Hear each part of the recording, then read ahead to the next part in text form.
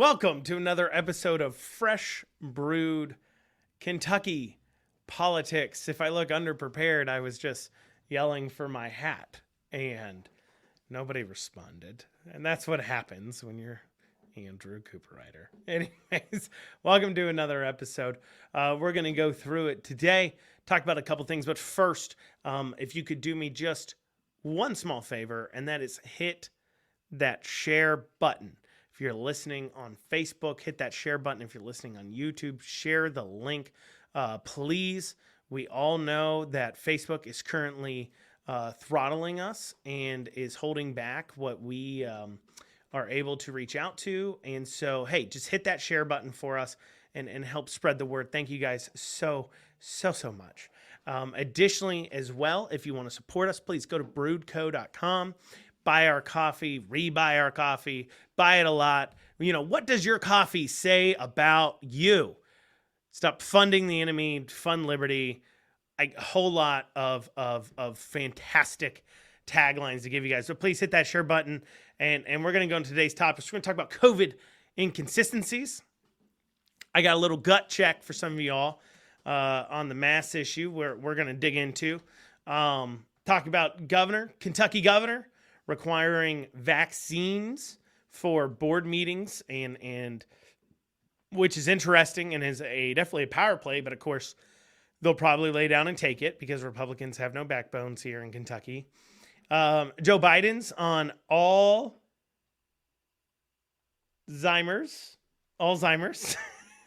I've been saying Alzheimer's, and I got yelled at by producer Nick. So Alzheimer's. He said something really weird about it that makes me think he has Alzheimer's.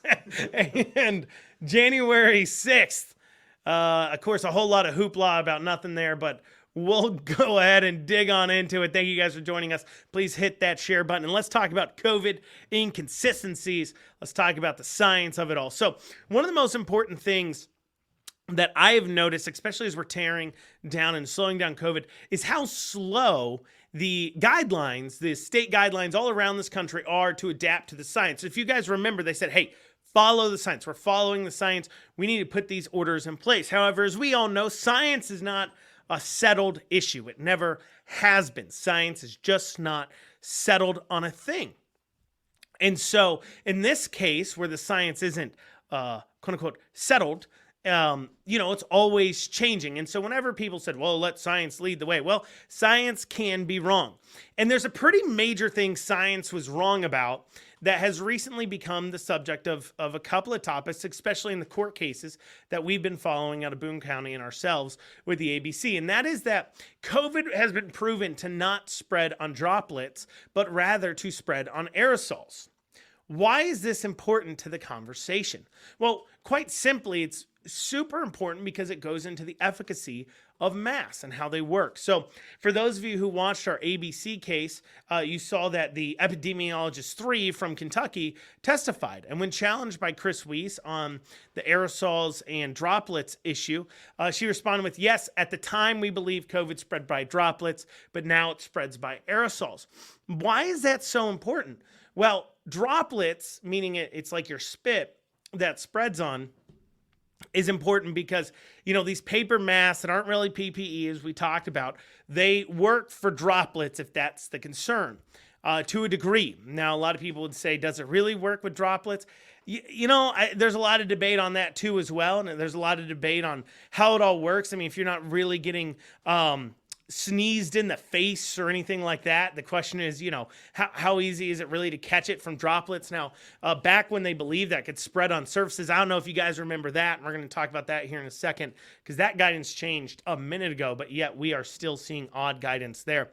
But and the reason why aerosols versus droplets is the minute it spreads by aerosols, it means that the particles, the code particles, are too small. And it means masks no longer are effective in stopping the spread of COVID. Now, you don't have to take my word for it.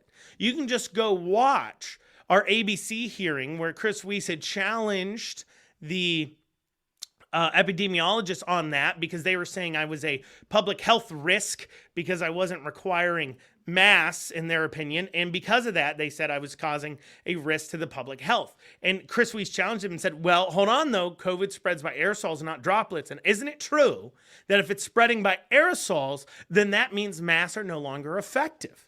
And that epidemiologist 3 that works for the state of Kentucky responded with, yes, that is true, but at the time we believed this was true. So not only does that go to the crux of the argument in that particular case, which is really weird, that is basically stating that, yeah, at the time we thought it was a danger, so it's a danger, even though now the science has actually said it's not. Now, for all of you guys who pay attention to this stuff, you all know that we've been talking about it being aerosols and not droplets, and the scientific community that isn't in lockstep with the CDC has been talking about that for a long time. Apparently, we know that COVID viruses typically spread on aerosols and not droplets, and would very, very odd to see that suddenly change with COVID-19 for it to spread by droplets. But it's been proven it spreads by aerosols. So therefore, masks are ineffective. But yet we still see the mask bans even slow to end. I mean, here in Kentucky still, I believe, for technically another, 10 days or something, we're still supposed to wear masks if you haven't been vaccinated. If you have been vaccinated, of course, you're supposed to be able to take those masks off. Though we're going to talk about that here in a second, COVID inconsistencies. I had an interesting experience today in a restaurant I want to talk about. But what's going back to those COVID inconsistencies, this is where it becomes a problem and where these inconsistencies affect policy. So here's an example. There is a guidance that the state has issued that says you have to be 6 feet apart from one another in a restaurant. So no matter how much they lift capacity, how much they add to capacity of restrictions and they go to it, they will never, ever be able to hit 100% capacity because they have to keep people 6 feet apart unless you put up a plexiglass barrier between the tables. But here's the problem with this guidance. That is once again assuming that COVID spreads by droplets. If it's spreading by aerosols, that hangs suspended in the air for sometimes up to 50 days because of the size of COVID. So therefore, meaning masks are not only ineffective, but additionally, these barriers are ineffective in stopping the spread of COVID. But yet, the guidance still remains at the state level because of they still are putting in policies based on the idea that COVID spreads by droplets. You can even see that in, and this goes into another inconsistency. So like 4 or 5 weeks ago, the CDC came out and stated that COVID, you have a 1 in 10,000 chance of catching COVID from a surface if it was literally just like sneezed on. And it does not last on surfaces for a long time. And simple soap and water kills COVID. You don't even need any high-end chemicals or anything like that to kill it. And that came out as a guidance from the CDC. However, you still see things like the pool policy I posted about today. And the pool policy states that in order to maintain distancing or what have you, that a pool can only have one person for every, I believe, 50 square feet of pool surface, okay? And people have to maintain distancing in the pool, which is also very, very, very hard to do when you're dealing with a bunch of children. But of course, putting aside the science that says that chlorine kills COVID in under 30 seconds. In under 30 seconds. And not only that, but you have the fumes that come off the pool that kill the COVID. So, long story short, if you are spreading out water or anything like that, COVID's being killed pretty much instantly. Additionally as well, you have a lot of these removals of outside guidance elsewhere. So you have a bunch of kids who are not at risk floating around in literally a pool of high-grade disinfectant chlorine, right? And yet that still has guidance in place. However, if they take one step outside of the pool, they can all stand around unmasked, unworried, without any capacity restrictions because they're an outdoor venue. That is incredibly inconsistent.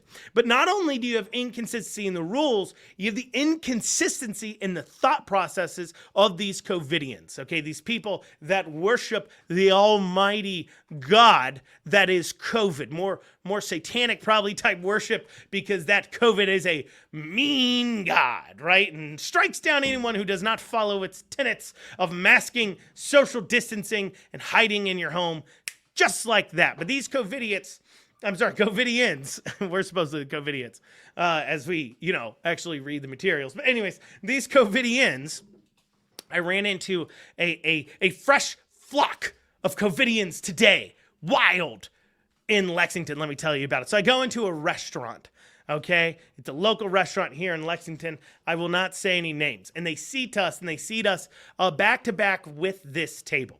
So as soon as I sit down, as soon as Kara sits down, that's my wife's name. I'm sorry, guys, who don't know who Kara is. And my son, Leo, sits down. We all sit down, and the guy who's older, a little bit older, sitting across me, locks like dead eye contact, and at that moment decides to put on his mask. So they're sitting out, they're at a restaurant, and all of a sudden all of them go to put on their masks. So they put on their masks, and they sit there like, okay, we've donned our protective material. Now remember, guys, if they're donning their masks because they see us and they think we're sitting too close, and also they realize we're the evil brood and we might spread to them our cooties, then therefore, putting on a mask doesn't help.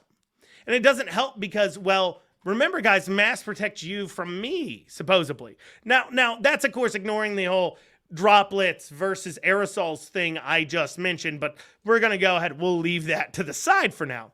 But they're like, hey, we're going to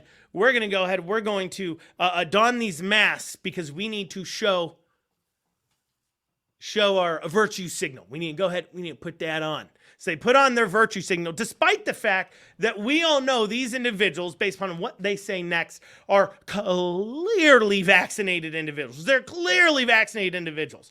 Yet they yell at us about following the science, but here they are, vaccinated, still wearing masks, and yet we're the ones not following science still. Meanwhile, they are completely disregarding CDC and their own Lord and Savior, Andy Bashir himself's guidances. They decide they know better. They've gone straight to the COVIDian God himself and have been handed down new commandments that says the CDC is wrong and so is Andy, and you need to wear a mask. And so they're putting their mask on and they don it, and then they proceed to loudly complain about the waitress seating us too close to them. And they are like, well, it's 6 foot distancing. It may be 75% capacity, but it's 6 foot distancing. And they're right there. And there's all these other places in the restaurant that could have seated them, but they seated them right there. And then the waitress comes over and picks up the check. Okay, picks up the check from them. Let's keep in mind, guys, we haven't even ordered our drinks yet, okay? We haven't even ordered our drink yet, but they pick up the check, picks it up, says, oh, thank you so much. And then they say, how was everything? They go, well, it's 75% capacity, sure, but you still need to maintain 6 foot distancing. And because of that, and yet you sat them loudly complaining about it. So you sat a bunch of unmasked people right over there, and that just seems really unsafe. Which immediately, I'm like, why didn't you stay home? If you're so worried about some dirty, unvaccinated people might be eating near you while you eat your subpar food. And I'm sorry, I'm not going to call it this restaurant, but we all know it serves subpar food. We all go there because we have nowhere else to go at that time of day because Patch and Pub and Shamrock weren't open, and I much rather prefer what they have to serve. That gives you an idea of what part of town this was on. But they're subpar food, and we're all there, and I'm like, go home. Just go home then. If you've got an issue with me sitting that close, go home. But you know what they do, guys? You know what they do? They continue to sit there and conversate loudly. First about how mad they were that we existed. Like literally, how dare we exist? But then they start conversating about general politics and everything else. Oh my gosh, I almost lost it. I was like, actually, that's incorrect. But I didn't. I kept it cool. At one point, me and my wife loudly complained about how we hate science deniers that still wear their masks after being vaccinated and how we would expect them to follow the science. And why do those people think we know better? Just to get a little jab back at them. But we continue. But guys, as I sit here today, if I'm lying, I'm dying. We eat our entire meal, pay for it, and walk out before they have gotten up. They literally sat there complaining about us existence and how we're too close for our entire meal when they paid for their meal before we even sat down. And I'm like, oh my gosh. I can't believe this level of inconsistency of thought. You think this is so bad and so terrible that I exist and I'm right here. I'm banging my microphone. I'm getting so animated over here.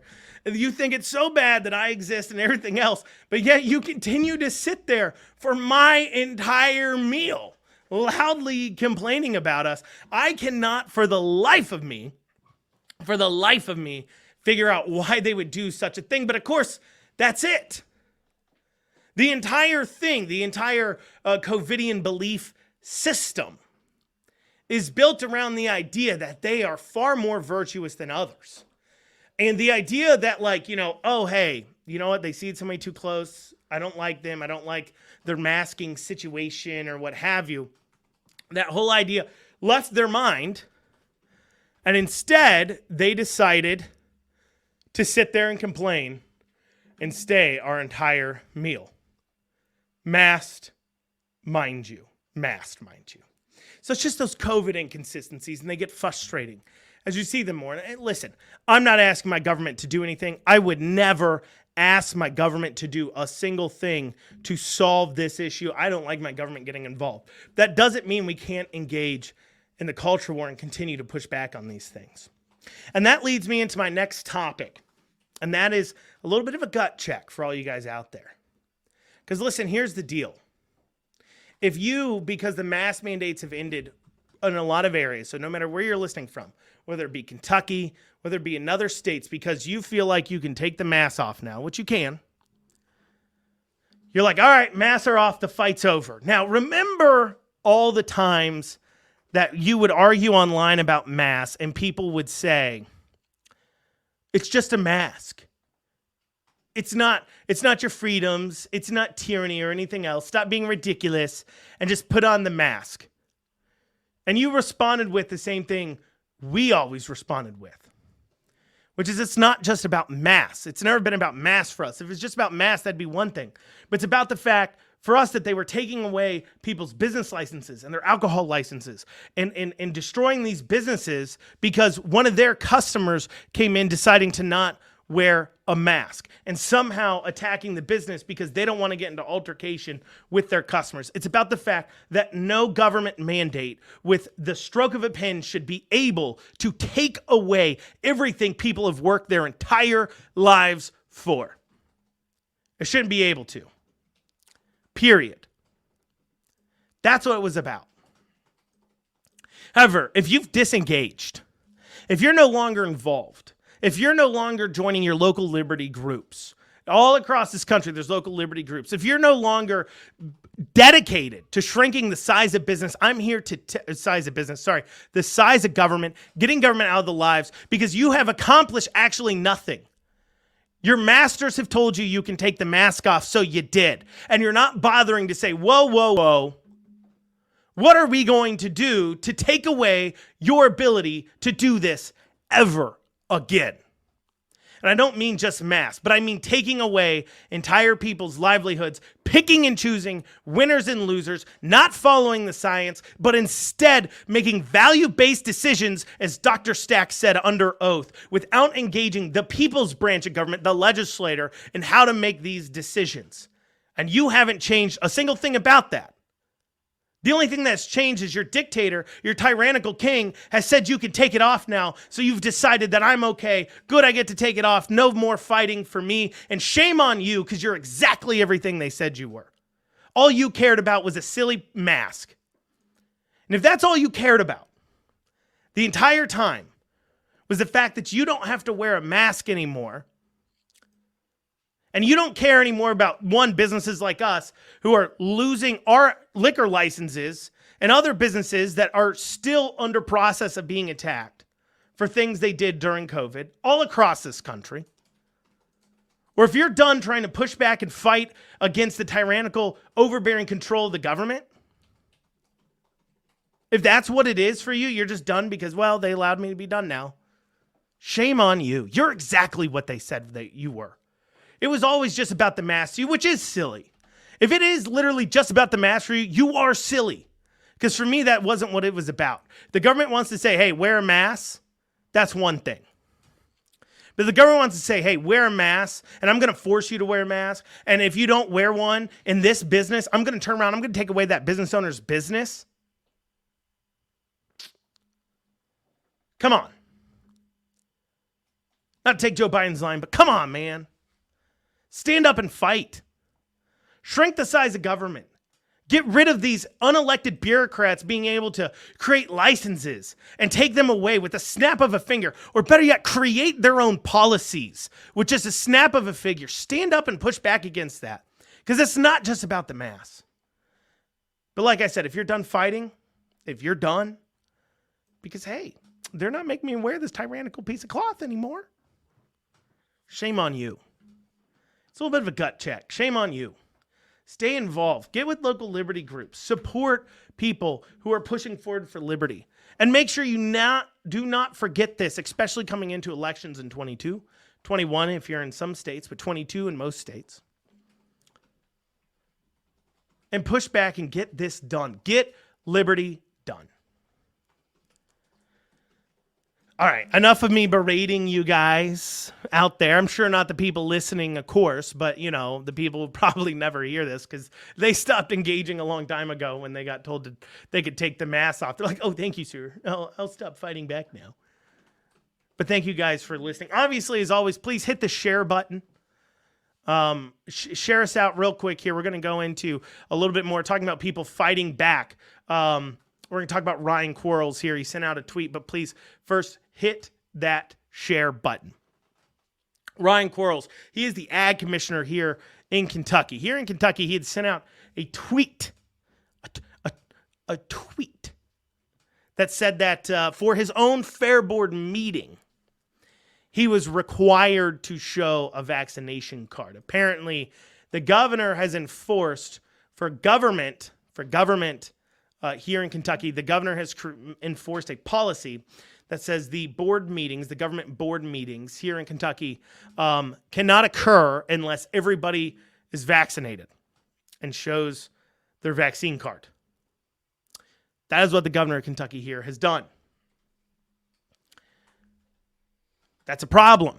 First off, Ryan Quarles and the other constitutional offices and possibly other legislators that sit on these branches sit on these committees and these board meetings are duly elected individuals. It is their constitutional requirement to be able to attend those meetings. And I believe nowhere in the Kentucky Constitution does it have a clause that says, well, but only if they're vaccinated. I believe they need to carry out their duties regardless of their vaccination status, and that includes going to their board meetings. But of course, the governor's only doing this for a political move. He's flexing his power once again, because though maybe the COVID mandates for us people are kind of rolling back, the governor's not done being tyrannical. We all know about what he's doing, the Sunrise Children thing, or hopefully if you haven't, go to freedomfight.us. There's a petition there talking about what's going on with the Sunrise Children's Services. But he's not done being tyrannical. And he's clearly showing that he's more than willing to put in place a vaccine passport system. If he is willingly requiring it, he's requiring it for governmental board meetings to take place. It's requiring to show it. That's the first issue, that we still have our tyrannical governor doing tyrannical things and nobody's checking him on it. But here's our second issue. I'm sorry, the second issue is nobody's checking him on it. Because you know what's worse than Ryan Quarles making a tweet about it? What's worse is Ryan Quarles showed his vaccination card and then just went to Twitter and complained about it. You, Ryan Quarles, are in a position. You could have filed a lawsuit right then and there saying the governor has absolutely no right to require you to show your vaccination status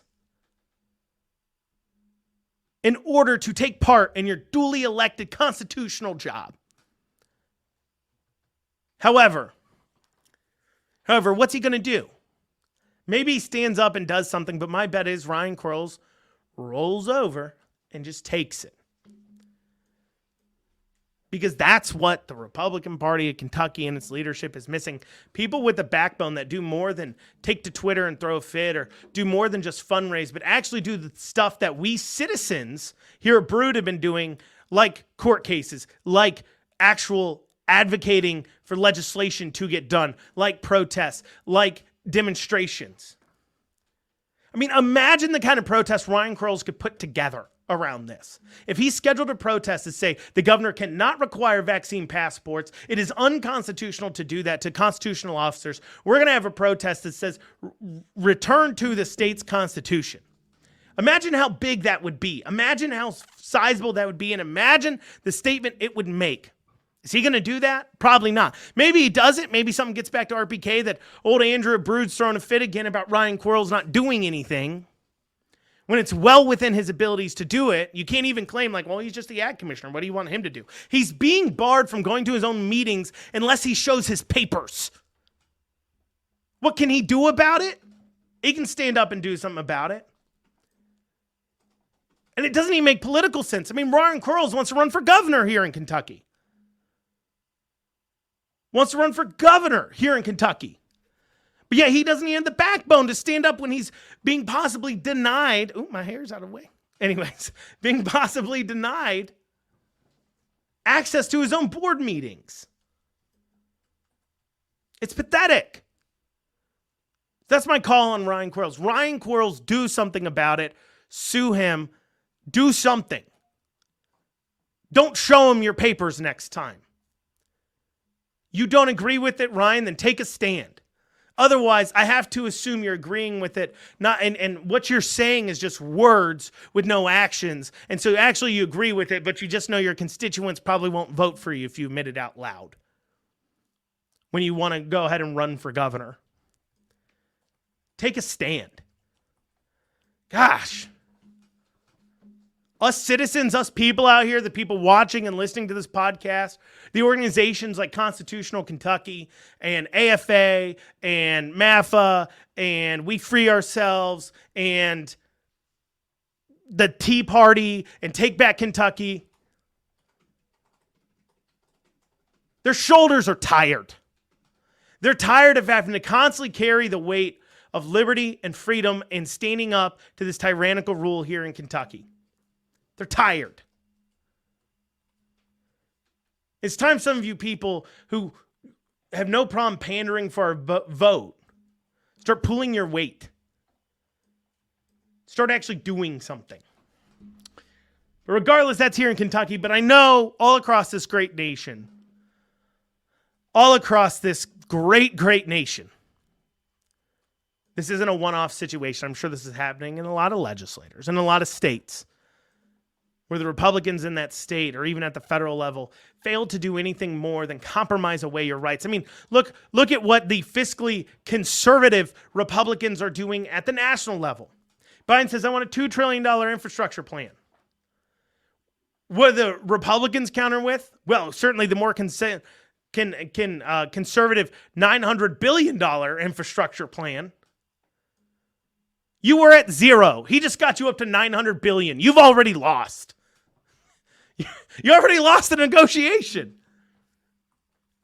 Mark my words. If that's what really they're negotiating at the federal level, we're going to have an over $1 trillion infrastructure package done, and that's considering Biden's hefty budget request of $6 trillion. I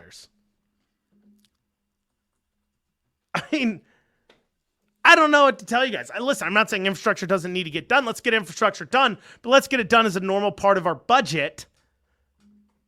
Doesn't need to be extra spending. One of the few key things you as the government say your roles are is roads. So how about we stop doing these benevolent things that don't actually accomplish anything, like gender studies in Pakistan or running lizards on treadmills, and fix a darn pothole. We don't need to spend more money on it. You already got the money. Just fix the darn thing. We also don't need $300 million for dang trains in America. We don't need that, but of course that's in the Republican budget. So-called Republicans. In other news, down in Texas, we have the Democrats breaking quorum over a voting bill. Once again, guys, please hit that share button for us. If you're watching this live, I thank you so much. You can go to broodco.com, buy our coffee. You can also listen to this as a podcast on Apple, Spotify, and so on and so forth. As you guys know, Facebook is throttling our reach, so please hit that share button. I appreciate it so much. But Texas breaking quorum.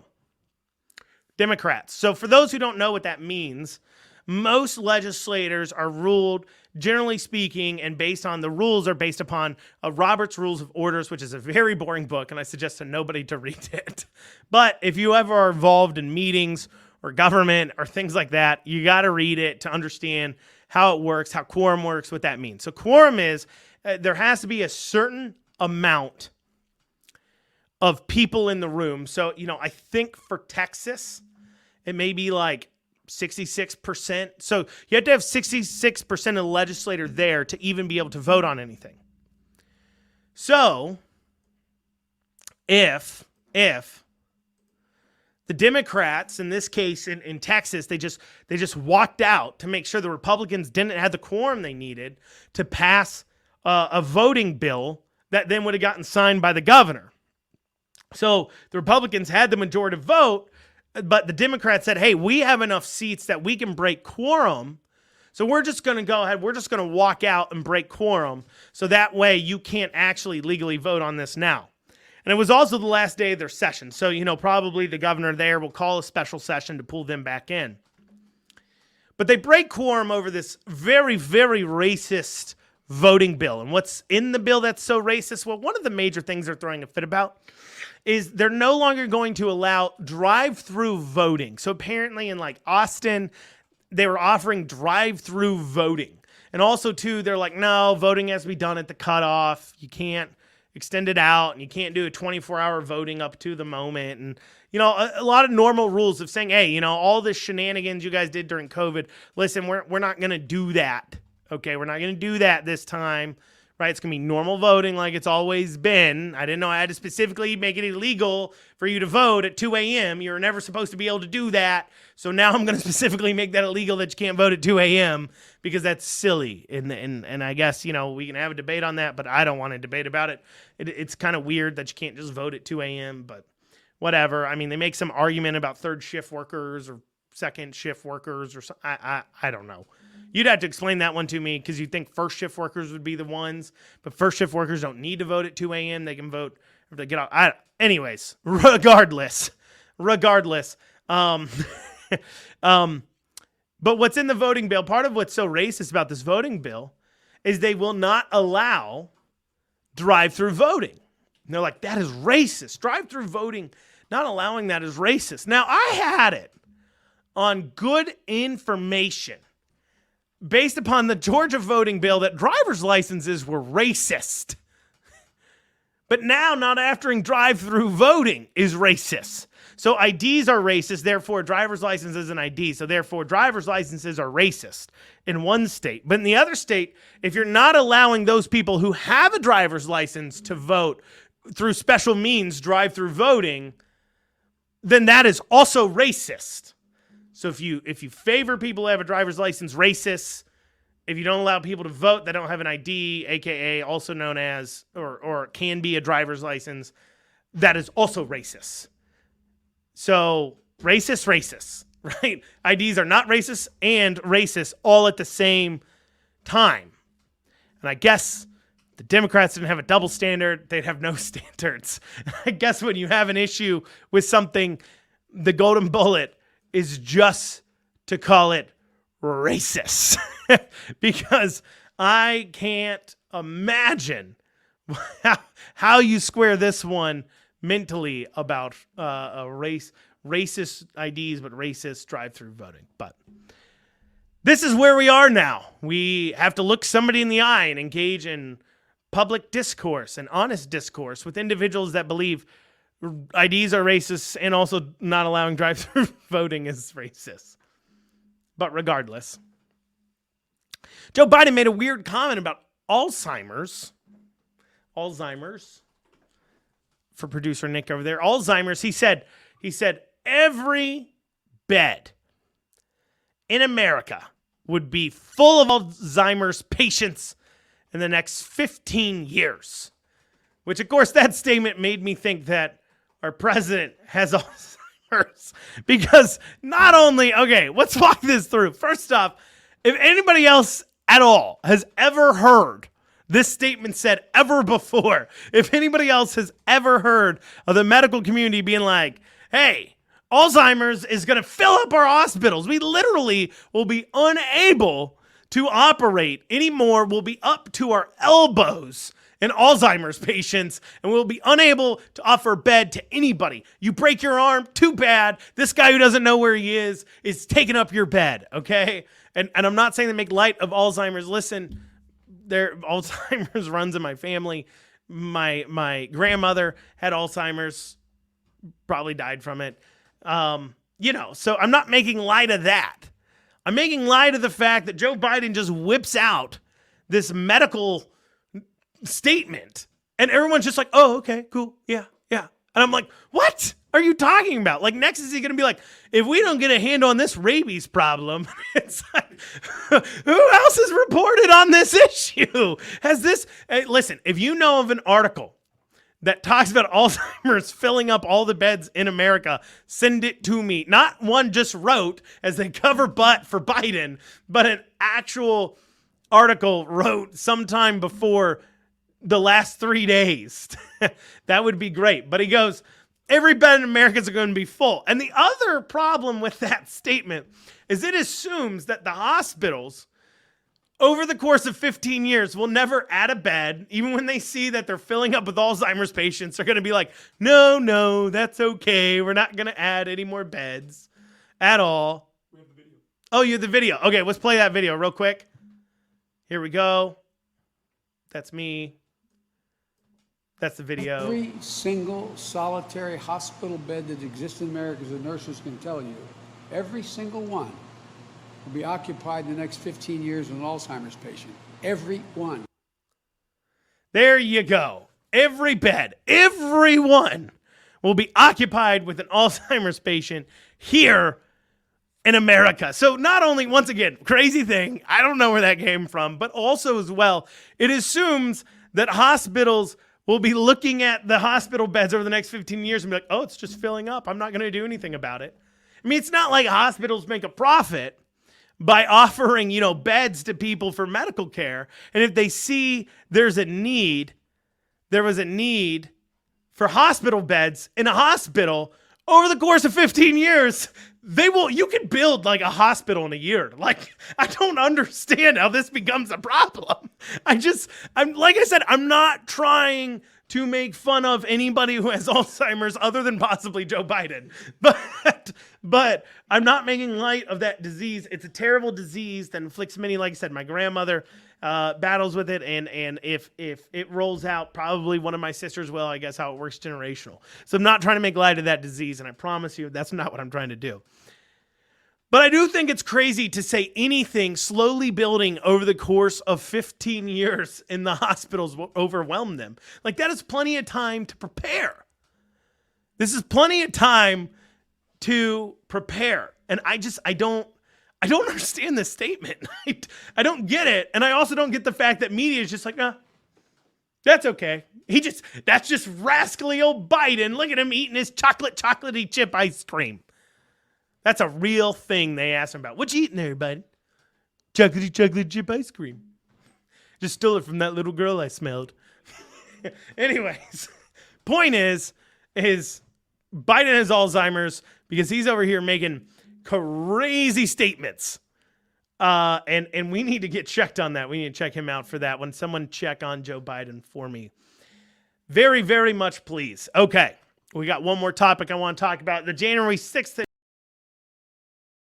is the most important thing ever on the entire planet, is the January 6th investigation. Now, for those of you who want to go out and fight on the January 6th investigation, I want to arm you with some facts. Here's the first thing you need to know.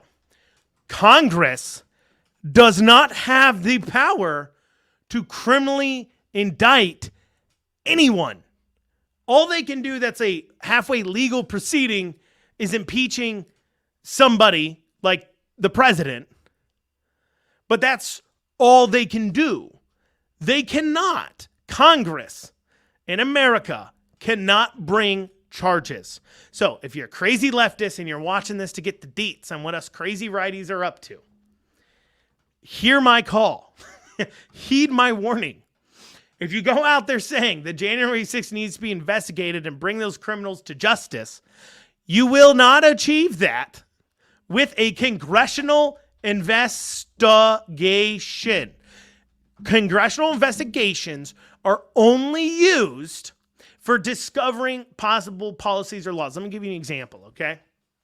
So, let's take January 6th, right? What could be investigated there by Congress? Okay, Congress could investigate the breakdown in communication that occurred between Capitol Police and DC Police to figure out what policies and procedures, because Congress is the ultimate policy-making body of the government, well, Congress, Senate, right? The legislators are the ultimate policy-making body in the country. So because of that, you could say, okay, on January 6th, we want to investigate the policies that went on between the DC Police and the Capitol Police, and what led to us not having enough staff that we are just literally letting people into the Capitol building. Like, I don't know if you guys have seen those videos, but they're like full on letting people in. They're full on like, oh, what's up, my dude? And they're full on like, hey, can you get out of here, please? Okay, sure. Like, there's a lot of very chill videos. I mean, it's even funny. You'll go back and watch like CNN's coverage of it where they got like a live stream for the Hall of Statues. They're like, there they are. They've gained entry into the Hall of Statues. The Senate chamber's just on the other side. And these people are like still walking within the sanctions in the room. Like they're not even going, like just walking around the room. A few of them are walking around the room, like three, and they're taking pictures of the statues. They're like, well, look at this, right? And so the only thing Congress can investigate are the policies surrounding January 6th. Well, what policies were involved during January 6th? Like I said, congressional and DC police. Now, let me ask you, who's in charge of Capitol Police? That would be Nancy Pelosi. That's right. That's right. So the only thing that Congress has within its rights to really do is investigate. Well, I guess they could also investigate social media to see if there's policies or laws that need to be made to make sure it can't spread about. But at the same time, really, the crux of it, if they want to know what happened that day and what they need to do to make sure it doesn't happen again, there is only one person that can be investigated, really. That is Nancy Pelosi. And I guess, you know, the mayor of DC and the DC chief of police, like those are the people they would have to investigate in order to figure out what happened at the Capitol, because it was literally just security was just letting them do whatever, like just whatever. Like, I mean, honestly, a group of people breached our Capitol building and there is not a body count really to talk about. I know the one officer died. I know that's under investigation, but it's not like there was like, all right, mass pepper spray. I mean, I don't even think they were tear gassing or pepper spraying really until they were pushing them back out and they were like, all right, come on, let's go. So where were the police? What was going on there?